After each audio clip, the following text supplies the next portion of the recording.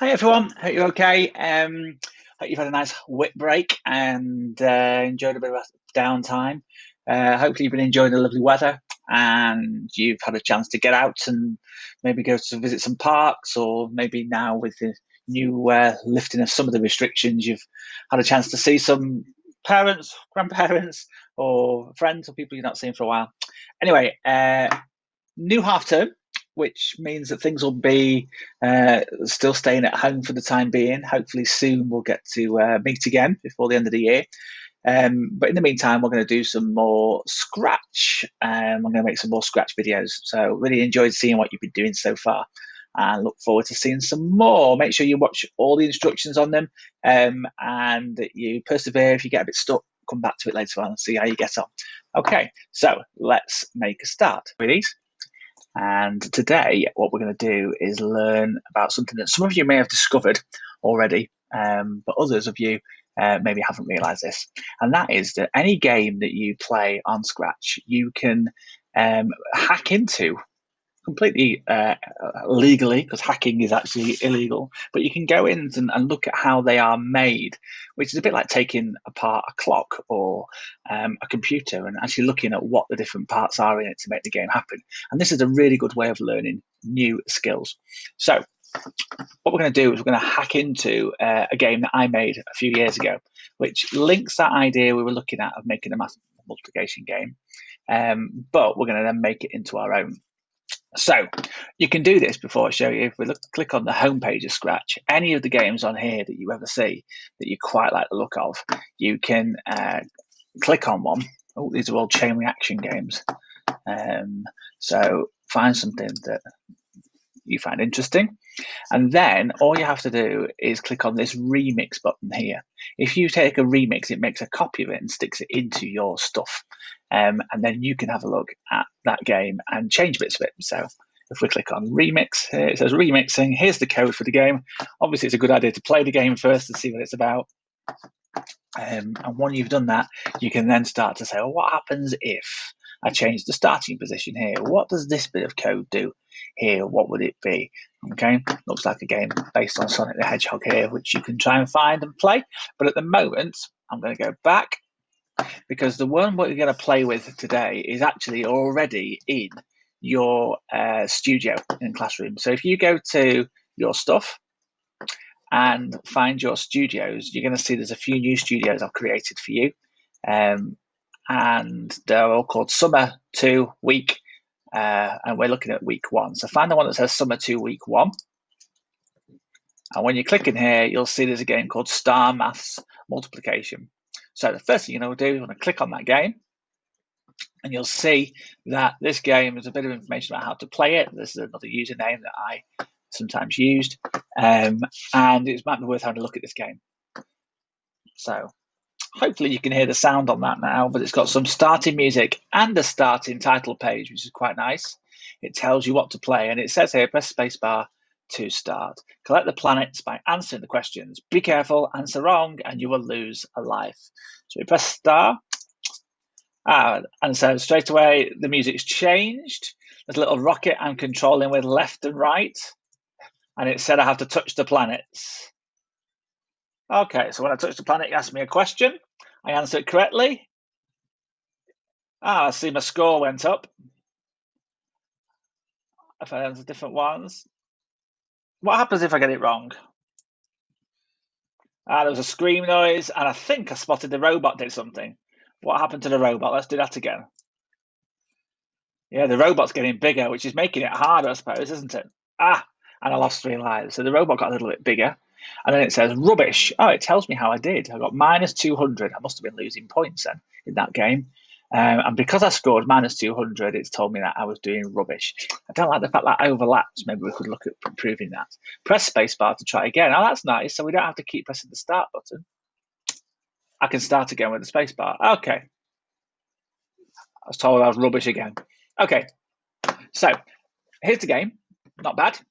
Definitely things we could do to change it and improve it. In fact, I could completely change the theme by changing the sprites on this. And we're going to now, we can either see inside it, we can do this first. And then if I like this game and I want to make my own version, we can click on remix. And that's what we're going to do today. And so when we're remixing a game, just move me out of the way. When we're remixing a game, it's good to start over here and just look at what code we've got going on. We've got a backdrop here. Is there anything sat on the backdrop? Okay, there's a few things. Let's have a look at them. So when we start, first click on the start, we're going to switch to backdrop stars. Now, where would I find the backdrops? Oh yeah, over here. So stars 2 is this one. That makes sense because when we started the game, it had a background that said this, didn't it? So that's the code. So switch to backdrop 2 and play the sound xylophone. I can click on that and it'll play the sound for me. Hopefully you can hear that, but it is playing the music. Okay, so that was to make the music start. Okay, let's stop that. So when I receive start, stop all sounds and then play forever the new song, which was Xylo 2. So that's the different music. Yeah, that makes sense. And that's why when I played the game, it started the second bit of music. When I received, so this is all about receiving and broadcasts on here, isn't it? When I receive start, switch to backdrop stars. Let's click on there. We'll see what it is. Stars is just that one with 2 stars. When I receive end, switch to backdrop stars 3, which is, let's look at that one. It says game over on it. So this one doesn't say game over, and that one says game over. And I think this bit hides as well later on. And when I receive end, stop all sounds, and then forever play that song. So it's going to go back to that first piece of music again, which helps that loop, doesn't it? Okay, so that's all about sound and playing different sounds. What about the spaceship? Which is the part of the code that shows me how to control the spaceship. So pause the video now, and then have a quick look.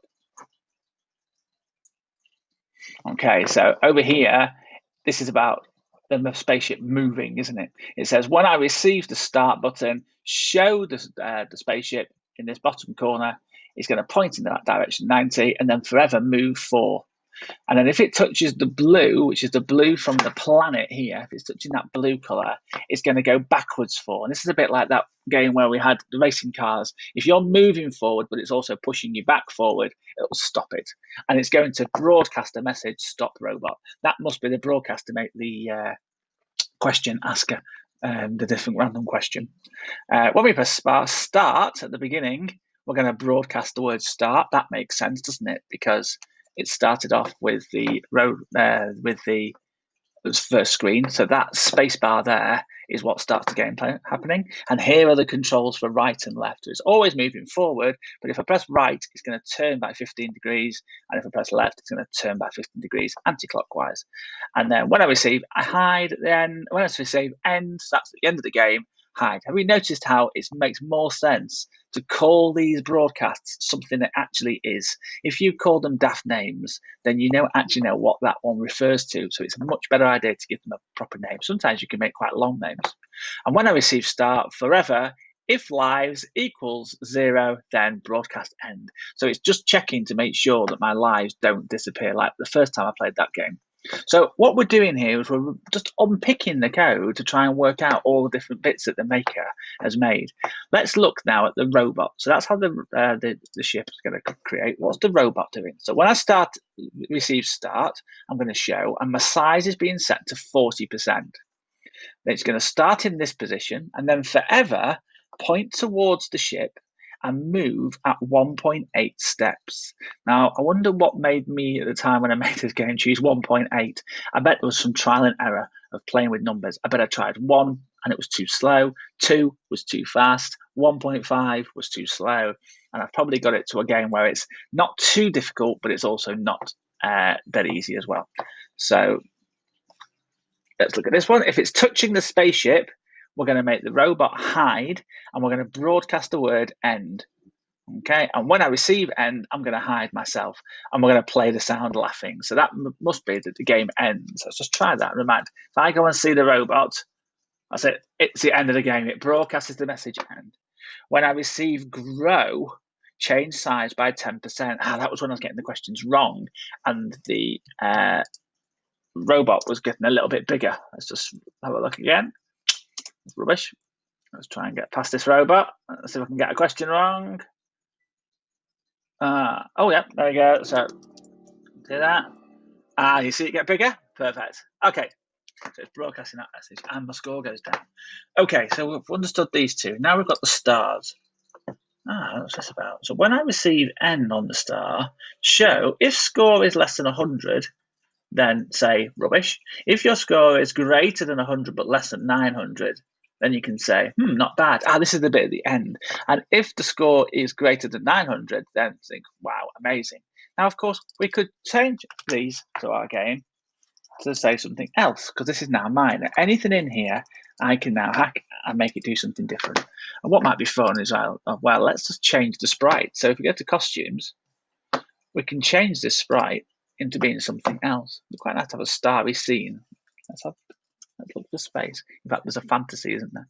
Oh, there you go. Let's have that planet instead. I wonder if that will be seen in the background. So all I've done now is I've just changed this sprite to be one of a planet, which should be now. That's interesting.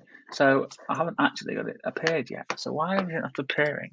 We've got 3 stars, but I've only been seeing 2 stars appear. So I wanted some code missing. So when I receive start, oh, hang on, the stars are the thing that appear at the end, aren't they? They're the ones when I finish. These are planets. So that one's not going to be seen until the end of the game. So let's just go back to that and try. Let's get got. There it is. So now a planet says try again. Yeah, okay. We could change the sprite on the spaceship. You could actually modify the sprite. We've done some work on that, haven't we? Where we could put some flames coming out of the back of the spaceship.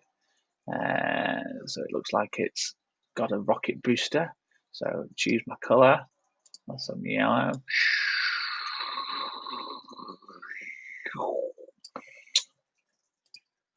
And maybe put some orange in there. What's quite nice is it'll kind of fill it in for me and try and help me out a little bit. And then when we play now, okay, my rocket's got a bit of a fire booster coming out of it. It's nice. Notice again, I'm checking all the time. What else have we got going on? On code. So this really long bit of code here looks a bit scary, but hopefully it's familiar, because you've got here, if touching the spaceship, so if the Earth is touching the spaceship, we're going to have our 2 random numbers. Remember when we did the multiple game? Pick a random number between 1 and 12. Pick a random number between 1 and 12. What is that number multiplied by that number? Question mark. So we used the join, didn't we? So you could ask a different type of question here. If the answer is the same as multiple times multiple 2, then make that buzzing sound and repeat this 10 times. It's going to change the pixelate effect by 25. So that was the visual effect when you get a question right, that the planet gets obliterated. So watch the planet carefully. Can you see how it's slowly kind of pixelated away? So it looks like you've got rid of it. Okay, and change score by 100, and then hide, clear the graphic effect. So that's the pixelated, and then go to a new random position and show again. So actually, it's just the same planet going to a new position with its graphic effect gone, and broadcast grow. So even if I get them right, does the robot still grow? I missed that. Let's just try again. You may have noticed before. Just watch the robot. It does. So this game's getting a bit harder. That's good. Oh, that's a bit annoying. Oh, there you go. Anyway, I could sit here playing this game. So actually, it's not about a time in this game. It's about trying to avoid this robot to get to a good score. No wonder I can get to 1,000. 96. I was too close to the robot. But then I got not bad, because I got 400 this time. Okay. So what I'm doing here is just breaking down and trying to understand every part of the game. So this one's got the same bit of code on it, bad looks of it. So it doesn't matter which one. So I bet I made that one and then duplicated it. I bet we could do exactly the same again by just duplicating this. And what would the effect be in the game if we make 5 of them? Let's have a look. There's far more to choose from now. And far more questions. Which actually makes it a little bit easier. Come on. 1 times 1. Didn't turn in time. Not that much easier for me. Okay, so once you've made this, though, remember this game is now yours. So you can then share it back into the studio. So you clicked on share, go to add, choose the week 1 that you'll have, and click on OK, and that version will now be shared. Okay, I didn't really change much on there. It would be great if you could maybe use this to make your own completely themed, nothing to do with space, make your own themed game using mine as a start, and then having a go. at playing with it differently. The other thing you could do is you could just go to Scratch and you could find one of the games that interests you, okay? Something that maybe isn't super complicated. Some of these games are done by people who are professional programmers, and so you might go into some and go, oh, I've got no idea what that's about. But even on those, you can still make simple changes to them. Oops, something went wrong. Let's try again. Pokemon Go on Scratch. It's not playing this one. I've seen that screen before.